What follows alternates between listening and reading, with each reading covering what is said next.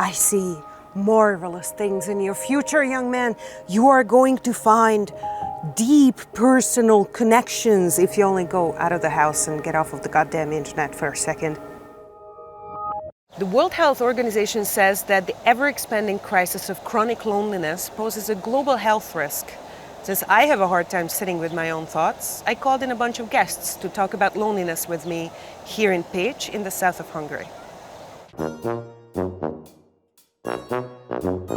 The loneliness of man is more kind of a social loneliness, something else going on as the female loneliness, which is you know people but you don't feel connected.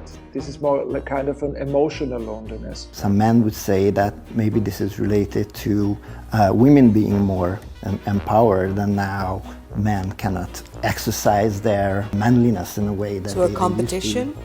I don't want to generalize my experiences, but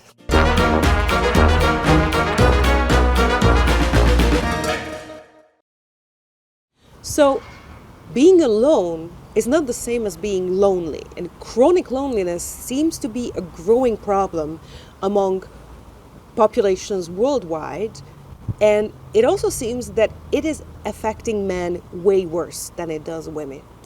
Why that is? There might be a lot of cultural factors. Digitization, having moved a good part of our lives onto digital surfaces, very sincerely plays a part in this. The after effects of the COVID-19 pandemic and so much isolation in there obviously should play into this. There are a lot of social changes, there are a lot of structural and cultural changes, but maybe that's not all the explanation. People have always been lonely sometime, but there's also a reason why isolation is used as a form of torture, right? So today we're talking with 3 psychologists and a curator about loneliness as a psychological phenomenon, the social psychological background, the political implications, which are huge and overarching, and also who could get help and why they often don't. Moving from a community-based society to a more individualistic one gives you a lot of freedom, but this freedom comes at a high price. For instance, when raising children, we have a whole episode on that one if you're interested. According to The Economist, loneliness is a serious public health issue, and the Mental Health Foundation describes it this way.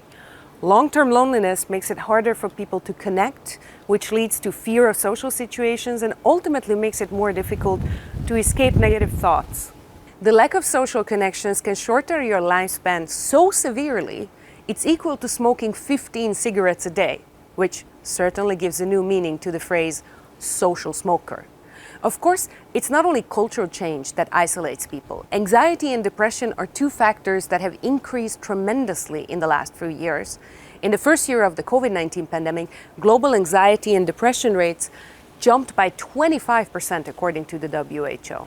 Yet this is only a peak in a longer-term trend. Researchers found that throughout the 2000s, anxiety and depression rose equally in all age groups, but then it spiked in 2011 for those aged 16 to 24. Social media is playing a significant role here, which we also covered in an episode. Link is in the description.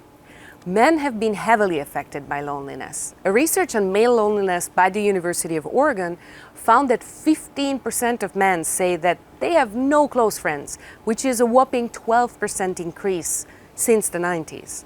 According to a Pew Research Center survey in 2022, about 60% of men in the US under 30 were single, which is nearly twice the rate of single women of the same age at that time. The spectacular Untergang of Elon Musk is a cautionary tale in this regard. I know it's all the rage now to laugh about him destroying his reputation and being just an arrogant idiot. And in these dark times, we all get our Schadenfreude wherever we can. However, the recent revelations about his excessive drug use and other kinds of destructive behavior follow a familiar pattern. It actually reminds me very much of the collapse of Kanye West. That also happened in front of our very eyes. I'm not trying to find excuses for Musk's behavior. He's responsible for his actions, and if anybody, he could very well afford to go to therapy 3 times a day and seek out meaningful help. But it seems that for a lot of men, especially men who hold a lot of power and influence, the choices on offer involve a lot of destructive ones. Musk is parched for social acceptance. He so wants to be loved. It's painful to watch. And when you don't really have trusted friends and confidential friendships to ground you, hold you down, and give you real, meaningful feedback, but you have a lot of money and power to substitute for it, ultimately, everybody around you will want to take advantage of you. It's not like this problem wouldn't affect women, and let's not forget that social isolation can be very hard on gender nonconforming people, trans people, and everybody on the LGBTQIA+ spectrum as well.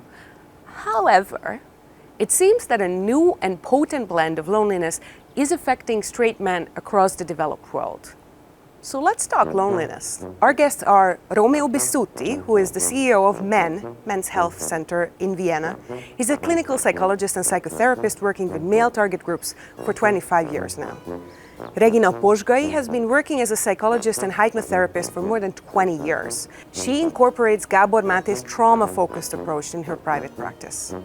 Kateryna Mishchenko is a publisher, curator, and author from Kyiv, recently working in Berlin at the Federal Agency for Civic Education.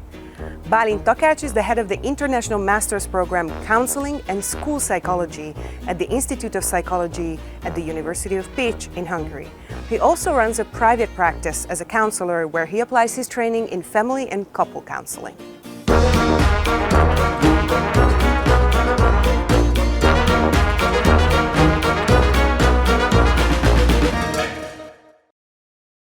Welcome, and thanks for taking the time to talk with us about loneliness. Regina, you have been researching and working with trauma patients for a long time.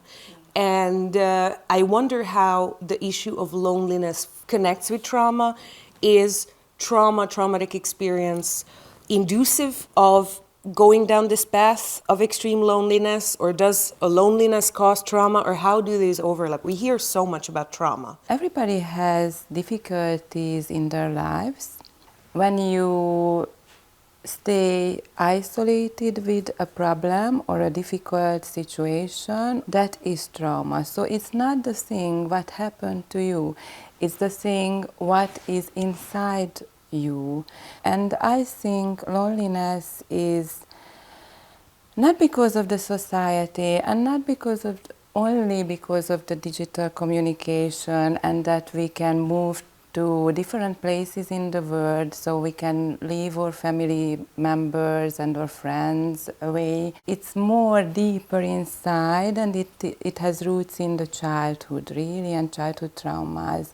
In my experience since, say, 2020, when mental health came a bit more to the foreground, also because of COVID, the quarantines, there's a lot of talk about trauma. I wonder whether there is a specific type of experience that is inducive of loneliness. When a child experiences isolation, emotional distance from their caregivers, especially from their parents, then they experience that they are not seen, they are not heard, and that makes a very big disconnection from their caregivers. And caregivers are very important in children's life, because we develop in these relationships, and our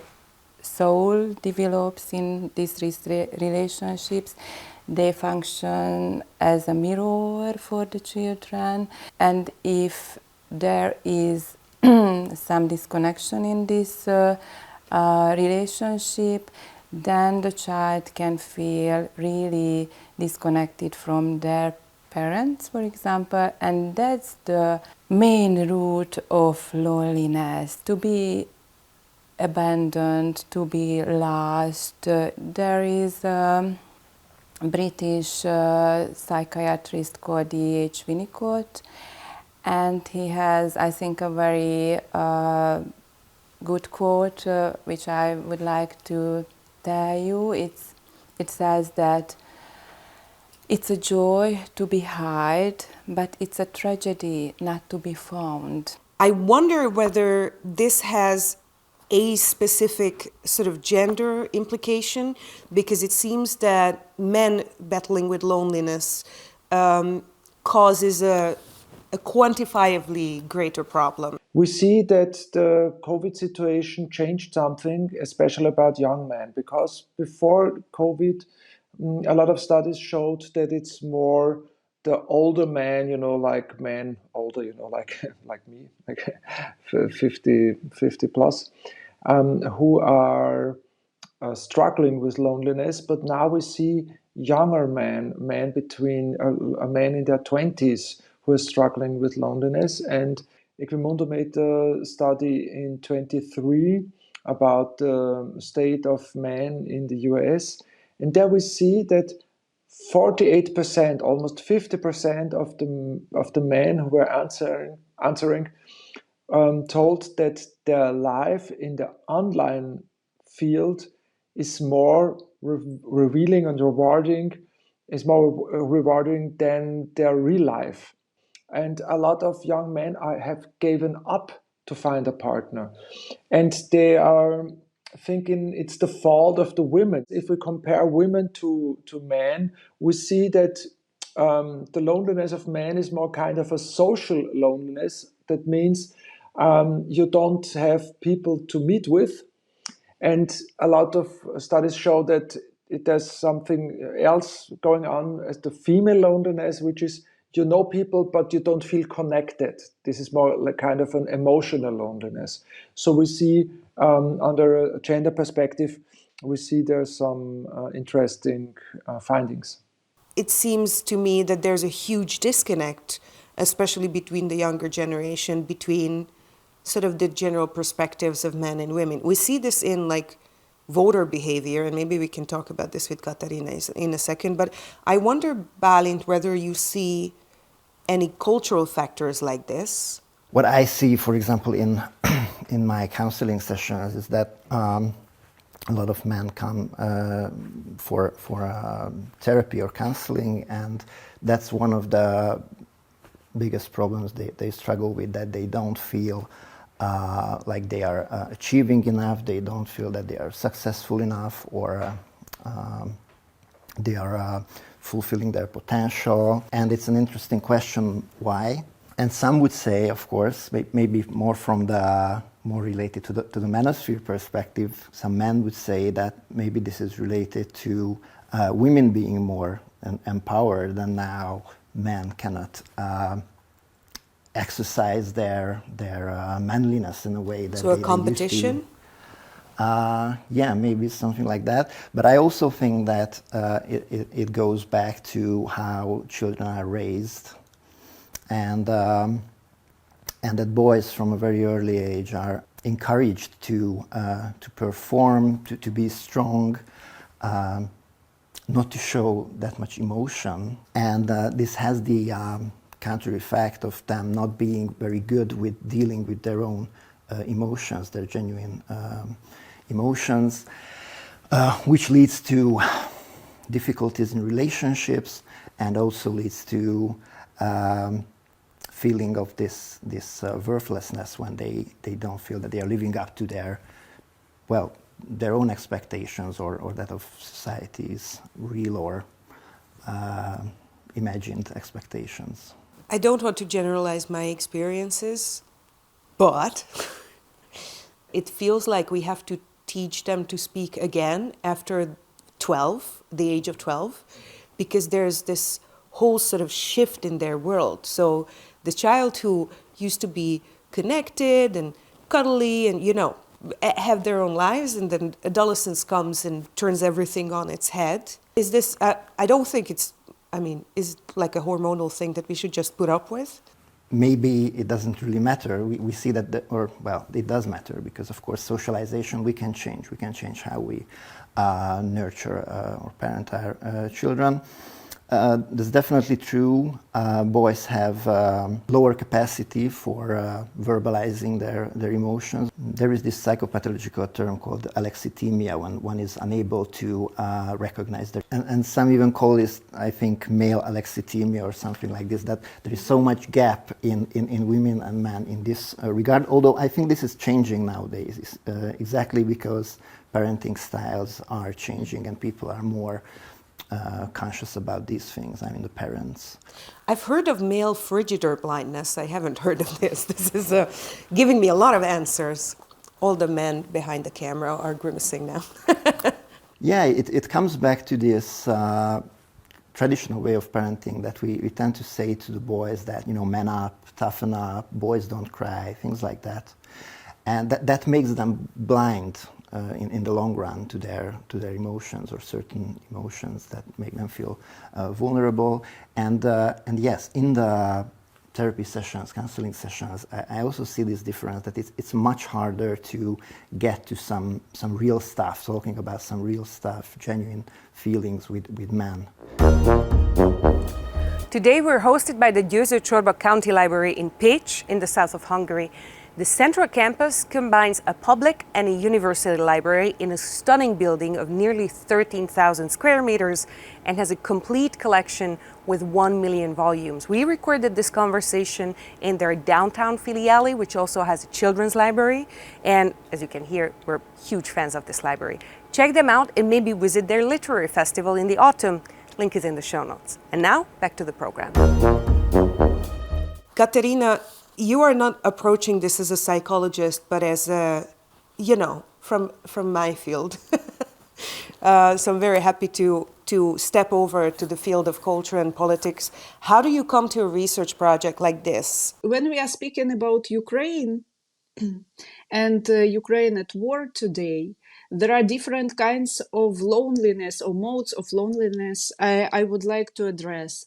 First of all is it's this political dimension of the loneliness, and at the same time, this existential state of being at war and being permanently attacked and being in danger. It is a basis for a very deep loneliness and kind of abandonment and emotional isolation, what you were speaking about, and also the traumatic experience. And this is an ambivalent situation. So this is this kind of political loneliness, also I think very much connected with the idea of European enlargement and European integration. The big European promise is somehow in the air and present as well. Yeah, but on the other hand, this delayed European integration is probably one of the reasons why Ukraine became so vulnerable. I would even say that this kind of war is about weaponization of loneliness. And because on one hand, we are dealing with very physical actions like isolation, imprisonment, captivity, occupation, all these kinds of war violence are very much connected with the isolation of people, the physical one. On the other hand, this emotional violence and this anxiety which is permanently produced because of the danger of the attacks on the civilians and the emotional violence connected with propaganda. The WHO has declared loneliness as a global health concern. I wonder how we conceptualize loneliness as a health concern. Does this have to do something with technological change or cultural change? Or does this just happen to be the craze sweeping over the globe? We can use this, for example, digital communication, the flexibility of living and working remote, for example. We can use it in a very healthy way. So we can see these things as choice. We can have the choice. If you've got difficulties in your childhood, you are not really attuned, you can't be attuned to your parents, then you are traumatized, and then you get addicted to online digital communications, and you can addicted to different substances. Then you don't see the world as choices.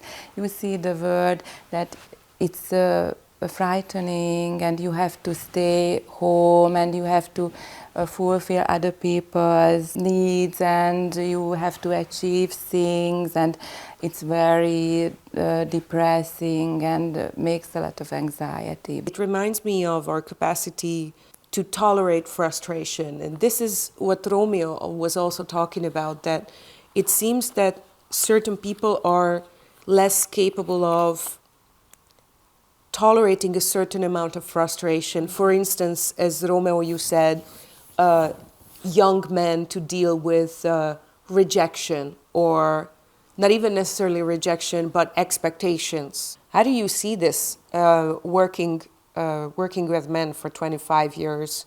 The thing is, we should talk about patriarchy, because it's, and this is the connections what Kateryna was saying, it's patriarchy wants some images of masculinities, and this is a violent form of masculinity. There is no space to talk about things, to be emotional, but it's to become violent. This is the image of patriarchal masculinity. So we see that all this stuff that men are not able. You mentioned it very well, very good. A lot of men are not very good able to deal with negative emotions without becoming violent. So we see this all the time. And in the patriarchal system, we have a big backlash at the moment, because a lot of money is used in the social media to make cognitive warfare. We have to say it like this, and we see it if you look at elections and how the mood were changing. We see a lot of propaganda and patriarchal propaganda going on. So this is the new phenomenon. So we have to talk about patriarchy. We have to talk about these things.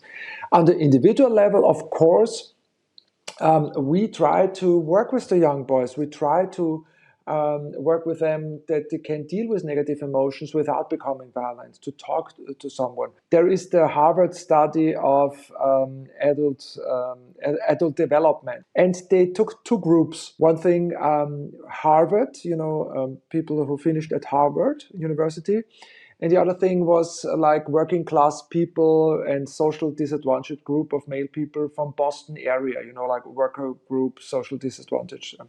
And they make a longitude of a long period of time. They studied, a lot of questionnaires and the health status and how long they are living, how healthy they're living, how happy they are in their lives, and all this kind of stuff. And this study goes on until today.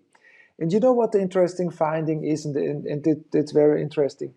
The key finding is to live long and to stay healthy on a cognitive level, but also to stay healthy on a physical level. The key element is to have good relationships.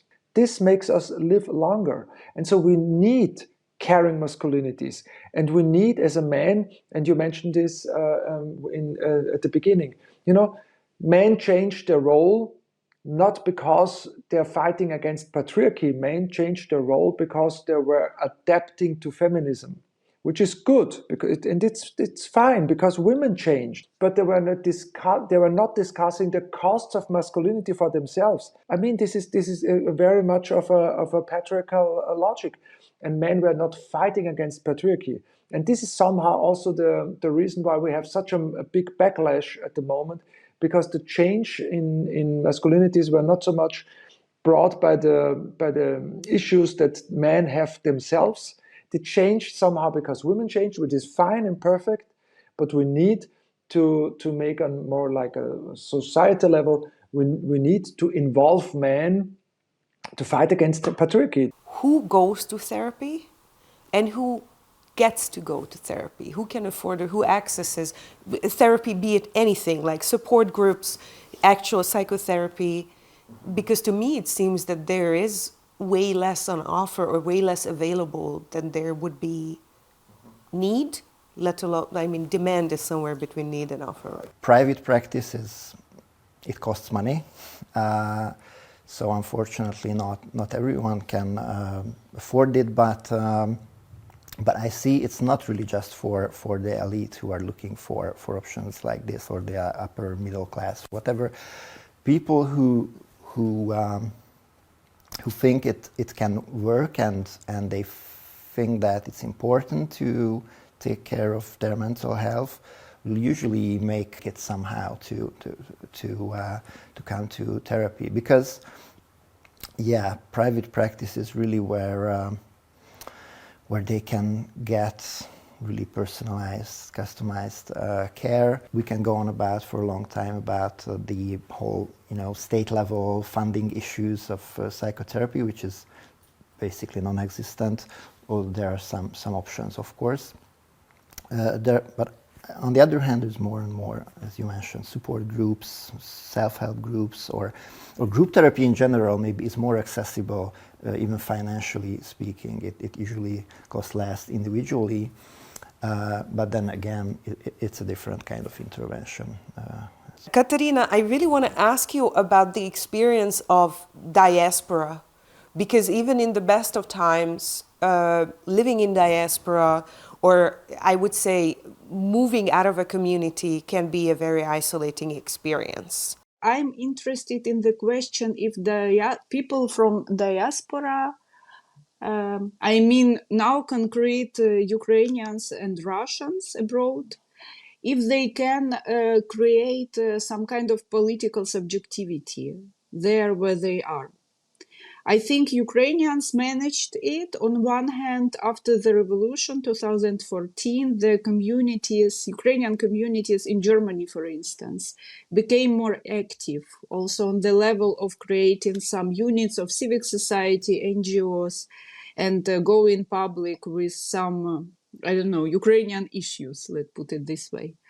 And of course, before the Russian invasion, there were already some different forms of political activism, and they only became more active and more visible afterwards. And this is also interesting how this subjectivity could integrate in other structures of civic society of the countries where they are active, if they will be accepted, if they are willing to share some common agendas with other groups. And we know also from the examples of Ukrainian cultural history of the 20th century that actually Ukrainians and immigrations and diaspora became part of Ukrainian cultural legacy. So all these processes can probably start now. On the other hand, on the very human basic social level, we know that the first big wave of refugees or migrants were women with family members who needed some care, older ones or children. And here you can see all the examples of social loneliness, like losing all the support networks. We all have the common goal to stop this war and to protect people who are living in Ukraine and who are in danger. And then probably we can see how different communities in different parts of the world can contribute to, some common peaceful life on their different levels.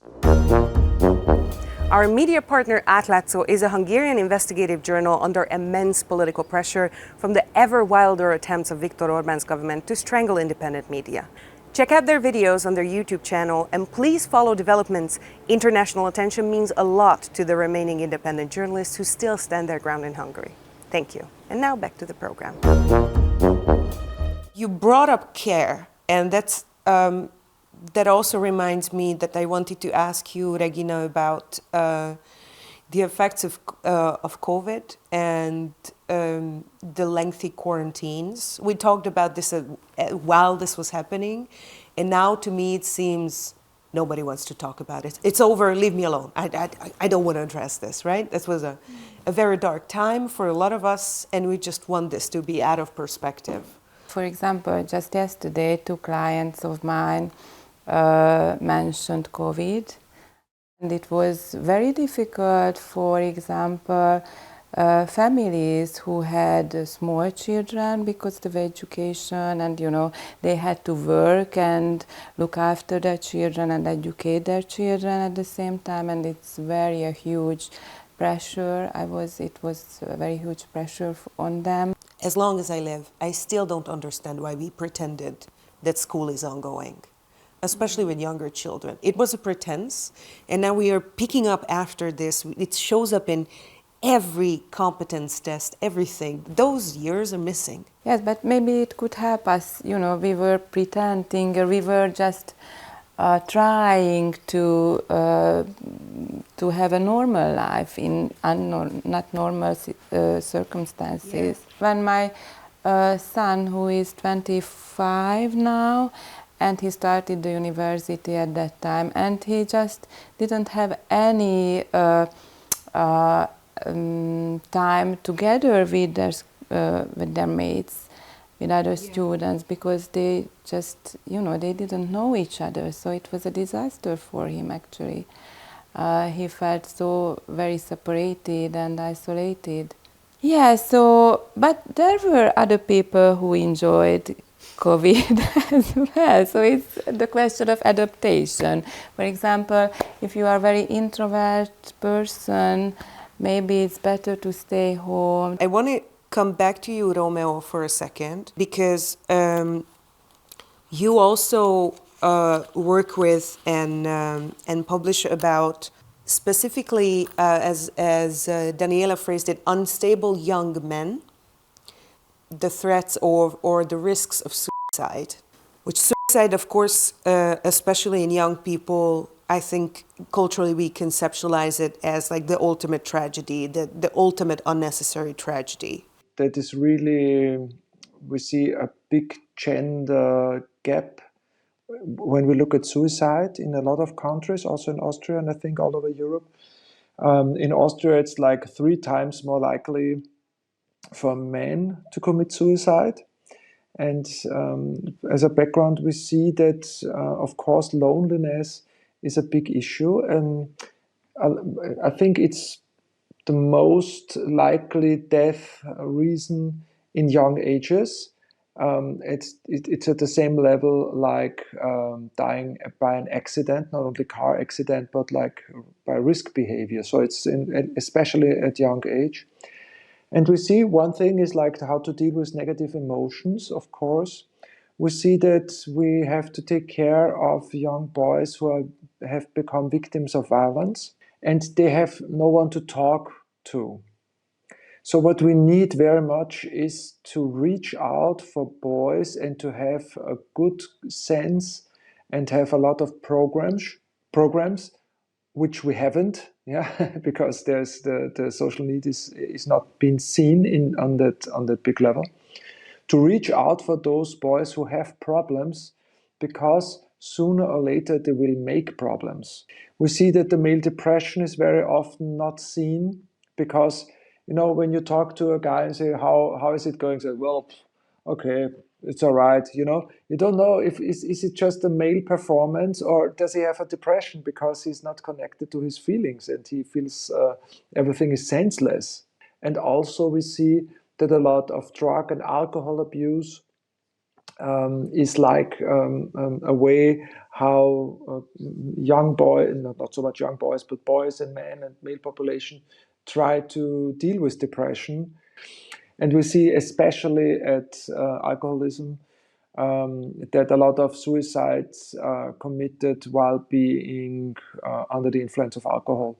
Yeah, and I want to just add to that or emphasize that when we talk about male loneliness, we don't only talk about heterosexual men. So suicide rates, for instance, and self-harm rates in LGBTQIA people are much higher than the average population, and especially in trans people. And that really signals deep deep social and cultural factors that isolate and threaten these people who oftentimes are told that just being themselves is a problem. So I just want to emphasize that this is contained in there when we talk about loneliness. But coming back to the same baton, Bálint, you work a lot with divorcees. And as a divorcee myself, well, at least you have experience in how divorce seems to affect people and seems to induce a deeper sense of loneliness in some than others. From statistical data, we can say that men tend to isolate more, probably after divorce. Maybe it is related to the kinkeeper function of women in families, so that they organize the social gatherings, they keep in touch with other relatives, and so after they're divorced, they still have those existing relationships. Also, the kids usually stay with the mothers, especially if they're smaller.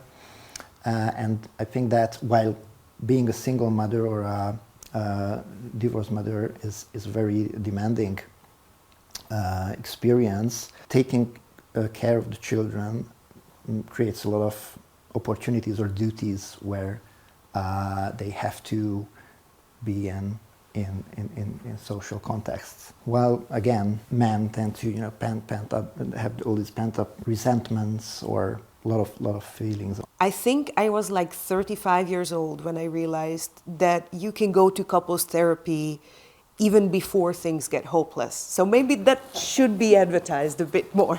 I had young couples, they were very, very cute, who came in like after being together for a year or so, and they were like, okay, we want to commit to each other, we want to do a long-term relationship. Wow, that's evolution. And we want to work on this thing before it gets even really serious. Okay, I come back to culture because that's the only thing I actually know, somewhat.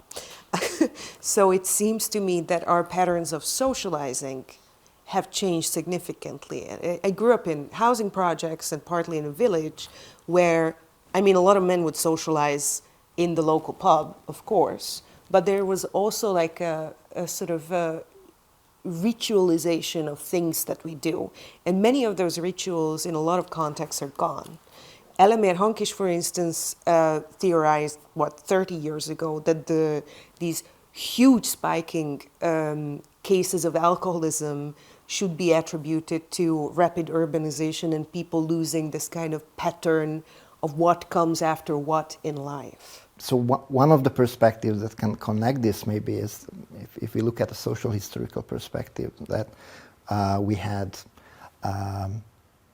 communities before, like, okay, if we go way back, like, the tribes and clans and whatever, and then even when societies became more complex, there was religion, and after that, in the Western world, we kind of lost that, or it's not that important anymore as a community organizing force on a widespread level. Now it became politics, and that to me just signals the importance of community, of belonging, of having a social identity, and that's what seems to be lost in modern contemporary societies, I think, real communities. And now we seem to be looking for other ways for connecting. So there is this striving in people to combat their loneliness. And coming back to your earlier question, I think maybe we should focus more on group interventions, more having more support groups made available to people, or group therapies, because group interventions are obviously more effective in combating the sense of loneliness, because people are together and they can share their experiences, whether it is experiences of war, or being or adapting to a new culture, coming to a new country, or whatever it is, battling with the challenges of being a man or a woman, or whatever it is. I've always been fascinated by rituals and ceremonies and how we have a much greater freedom to choose these, be these weddings, funerals, of course, you know, the big things. And I can testify that Marxist birthdays tend to be very grim, so I don't recommend those. If you are looking for something that's different from the traditions that you've inherited, maybe think a bit more about these sort of everyday, every year recurring things. What could be also interesting, like subject of research, is the strategy, or better to say strategies, of coping with this hard reality on the ground for Ukrainians. It's, I think, on one hand, it is a very interesting relation to time. And I think in general, time is it's like a central problem of dealing with war, because people are rooted in the very present moment all the time. And it's hard for them to plan, to imagine the future, and to place themselves in some future situation in order to co-create it. And but people are managing this when they are giving place for culture in their everyday life, in their work. And now, for example, the big book fair is opening, and many people, also intellectuals from Europe, are going to Kyiv. And on one hand, it may look a bit absurd, in the context of this total destruction and absolutely an absolute disaster of war. On the other hand, this gesture or this behavior, as if we have this future now, and we are living this future where the war is not present every second of our life, is a kind of a very interesting and I think very supportive coping mechanism. And what you mentioned in your question, the humor, I think it's both. On one hand, it is the possibility to connect people, because if you are creating this funny situation and you are creating the space of emotional involvement of others, it's hard to make a joke and be lonely or alone. Even if you are joking for yourself, if you are ironical about the situation, you are creating some distance to yourself, and in this sense probably creating some society, some relation to the other. And in this sense, it's a huge support, which again shows us that it's not possible to be lonely and to be alone and to have a normal or a good life. It's always related to the other, and you should work on this relationship with the other. On the other hand, I think there could be also kind of repression in this humor. If you are using humor in order not to think or to live the pain through. So I don't know if it's always productive, especially having the Ukrainian situation where political humor became kind of the basis of the power creation in contemporary Ukraine. What kind of political reflection for the society can be possible if such kind of humor, which could be a very good basis for populism, but probably not for a deeper political reflection and self-reflection. Thank you so much. Thank you, all of you, for coming today and talking about loneliness.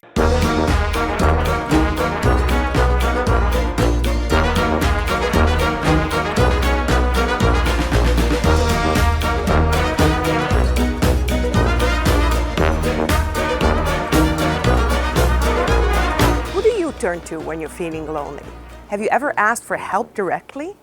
Let us know in the comments, and while you're already rummaging down there, give us a like and subscribe to the channel. Standard Time is a Eurozine production. This show is powered by Display Europe, a platform for multilingual content on European politics and culture. Check them out at displayeurope.eu. This project is co-funded by the EU and the European Culture Foundation. The views and opinions expressed here are those of the authors and the speakers only. They do not necessarily reflect those of the European Union or the European Education Culture Executive Agency. Neither the European Union nor the EACA can be held responsible for them.